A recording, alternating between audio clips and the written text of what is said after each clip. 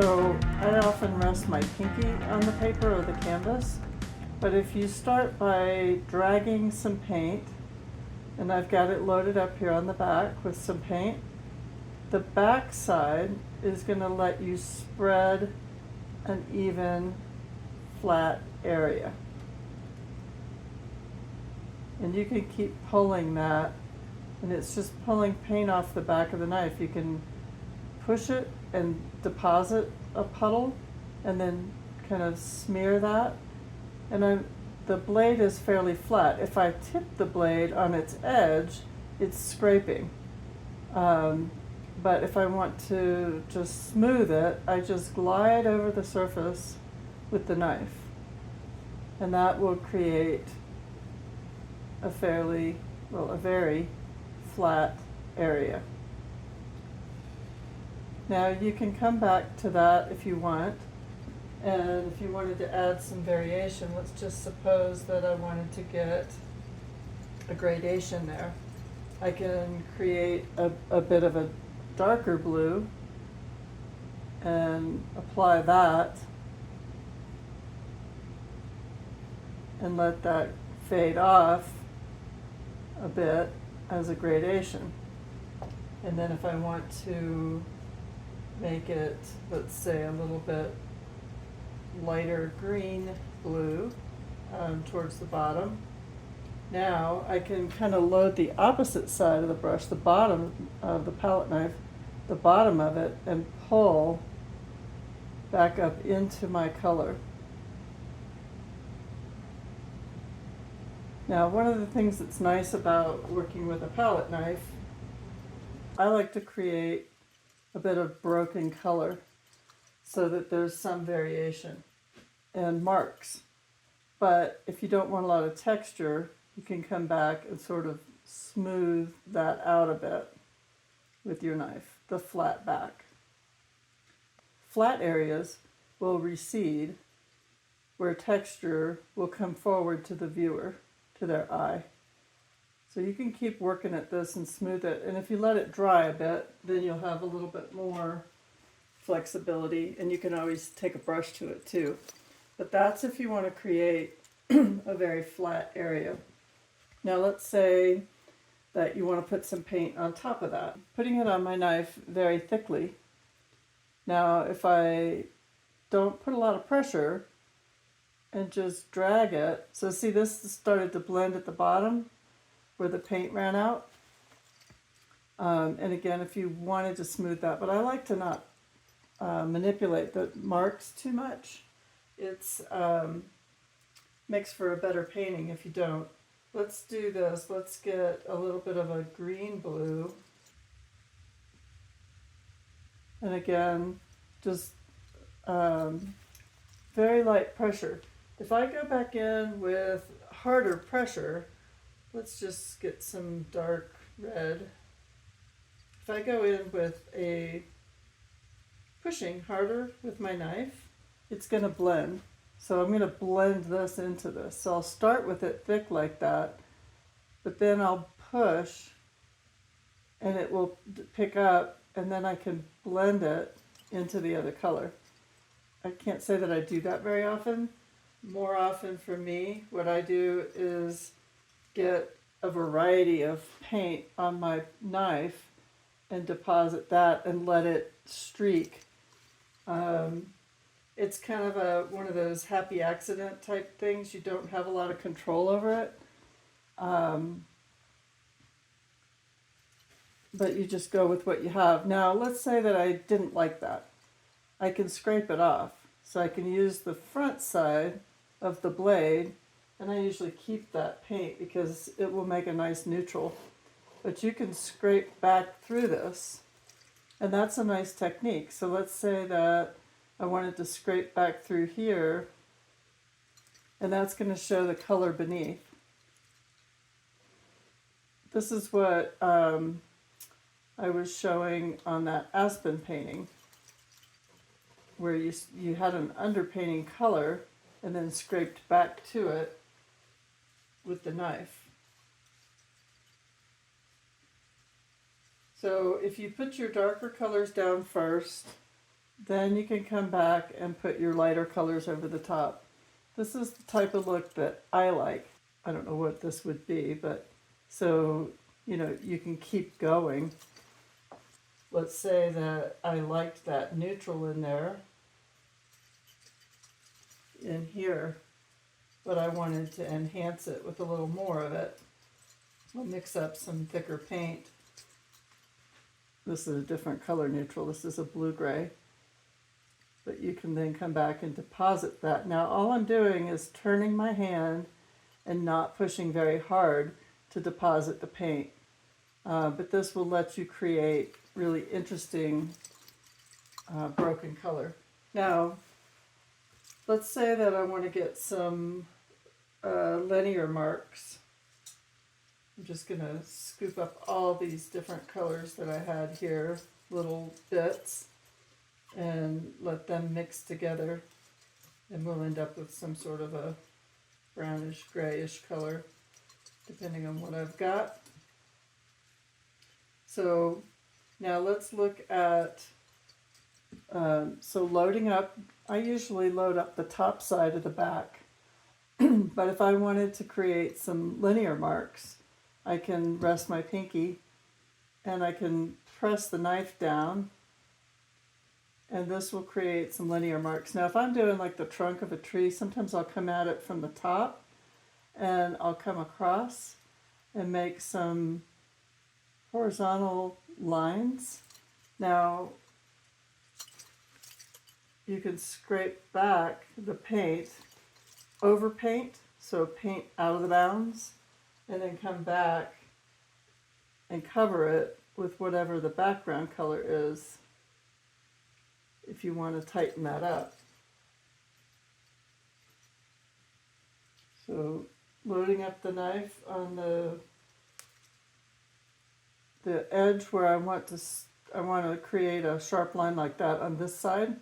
So I'm loading up my left edge of the blade, lining it up, and then pulling it away without pushing too hard so that I can deposit paint there.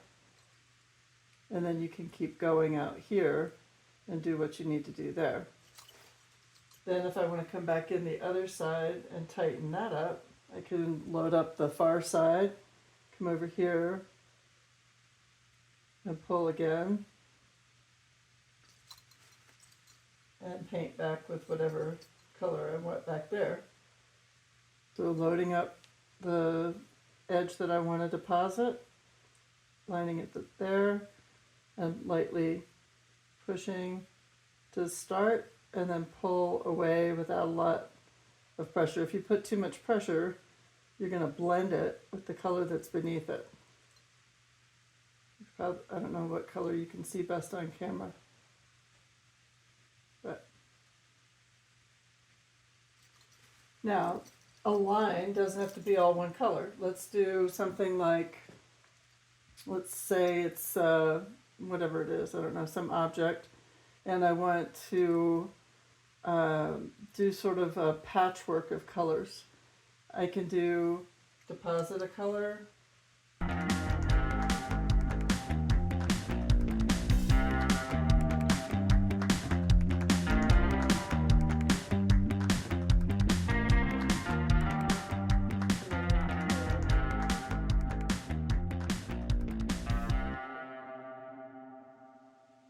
but if I want it to have a gradation of marks, and then again on the bottom side of that, if I wanted it to be a sharper edge, then I'm loading up, deposit, and pull.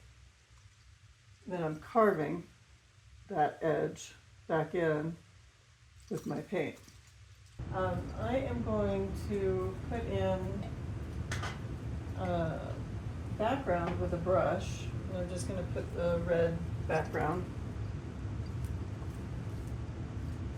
so that I can show you after that dries. We'll put some paint over it. I was looking at the video. I think that I could make that a little bigger so you can tell what I was doing there. So if I have, let's do this. Let's switch up the knives a little bit. So I have this knife, which is a neat shape, and it's good for making patches like that. So let's load it up, pinky on the paper,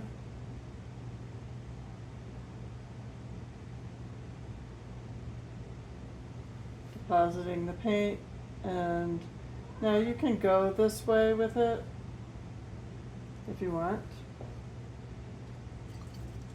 And then let's get another color.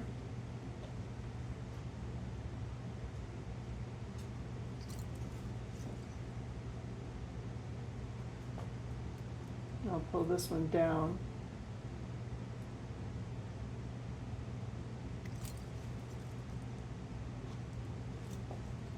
So what I was just doing there was carving off some paint with the edge, and it pulls it up onto the top of the knife. So you can carve and sort of reshape things. That's better when there's other colors near it, like I was showing you here how we carved that red, you know, so you can carve into shapes. But we don't have anything near that. But there's different shapes of knives. This one, I haven't even used this one yet. This is a brand new knife. Let's see what kind of mark we make with that. So we can put it down and pull. Get that kind of a mark. You can, gotta get some paint on it. Push it against the palette to load it up. This is how I make a lot of my marks. And then you can put things, different colors, next to each other. Let's get something contrasting so you can see it. Now see, if you don't wipe the knife off, you're going to get other colors on there. That doesn't bother me. We were talking about that in class. I like to have a not totally blended mixture of paint on my knife, and then I can make marks, and it's more like a variegated surface, you know, so different yellows together. For example, if I were to do that, like I want to have a darker yellow next to a lighter yellow to create sort of a leaf, let's just say, or whatever it is. I can do it that way, laying them next to each other, or I can load up my knife with a combination of colors and paint with it that way and get variations. All right, now let's put some, that's not totally dry, but that's okay. Let's put some color on top of that. This one too. The reason I bought these is if I'm doing something like a tree trunk or something, if I want to get into a little area, this is going to let me make longer lines and get into tighter places with the blade. I'm just looking at my knife over here on the, you probably can't see it, but I wanted to make sure there was color everywhere. So remember, like in class we talked about how that's better than trying to draw a perfectly straight line. So you can pull it, but this is how I like to do it, and I will often do that with colors next to each other. So that was that knife. I do most of my painting with a knife like this. And then I go in with these other shapes for special areas. I do have one like this that I keep thinking might be really useful. but I haven't really used it that much. But if you want to get a straight edge on one side and then do whatever you're going to do on the other side and pull that into whatever color's over there, or put whatever color you want. Okay, so I'm going to put some color on top of this red. Okay, and then we'll get some brighter yellow.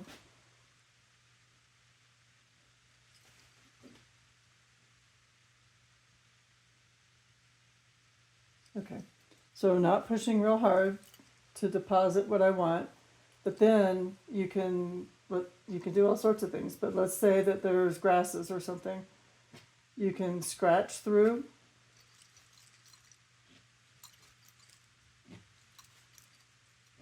To create lines. Do that up here. So but it's going to show the color beneath it. That's not going to happen. I don't think that's going to happen here. These colors will stain it. If I wanted to do that and have it go to white, I would have to put some white paint down, I believe. We'll try that in a minute.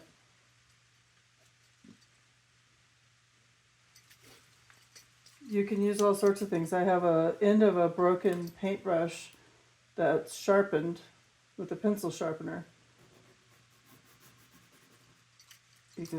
This is how I do my signatures on oil paintings a lot of times. So I'll just scratch back through the paint with this. But you can do all sorts of things. You can, let's say I want to cut some lines into this. I can let's cut through this and see if you can see it better. Not really. Some colors stain more than others. Like Viridian is going to stain more. See, it's hard to cut back through that, but then other colors won't stain as much. Let's see.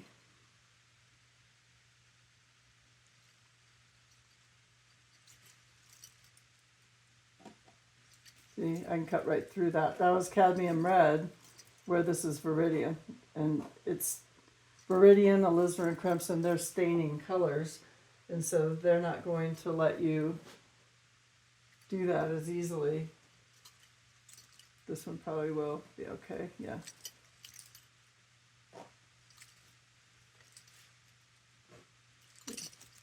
So it just depends on what color you've got.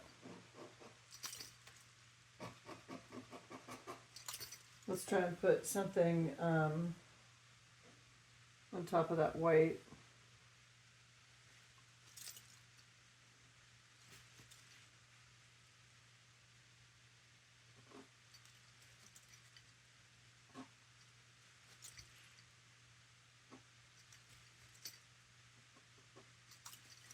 You can carve a hard edge. You can feather into it to get a softer edge.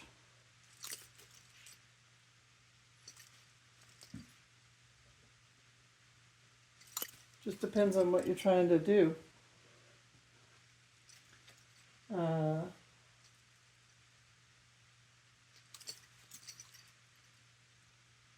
if I want to blend those two together, just drag one over the other. But again, there has to be enough paint on the paper or the canvas to work with.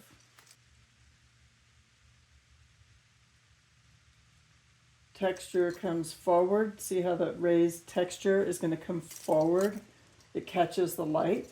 One thing that you might think about too is different directions of when you deposit these thick marks.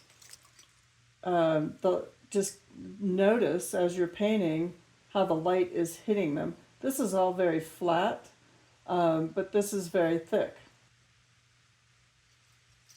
It's just a matter of getting a good dollop of paint on your knife, and then you want your marks to be different, varying. Remember Mama Bear, Papa Bear, Baby Bear?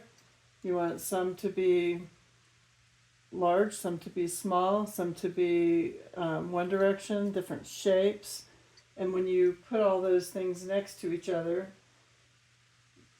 then you get interesting things happening visually.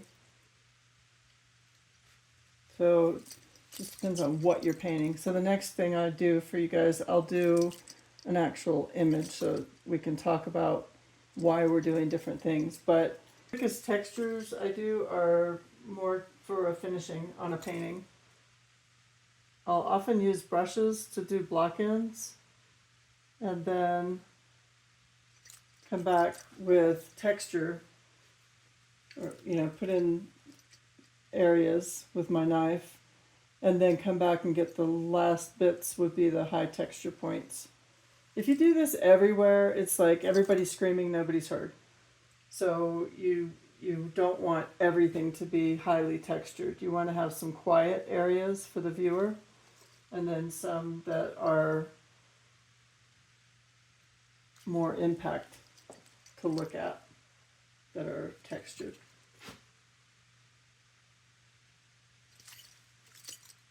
I know that's kind of a small area for you to look at on the video, but I have it zoomed in. But all right, so that's it for that, and we will go on to do a demonstration painting after this.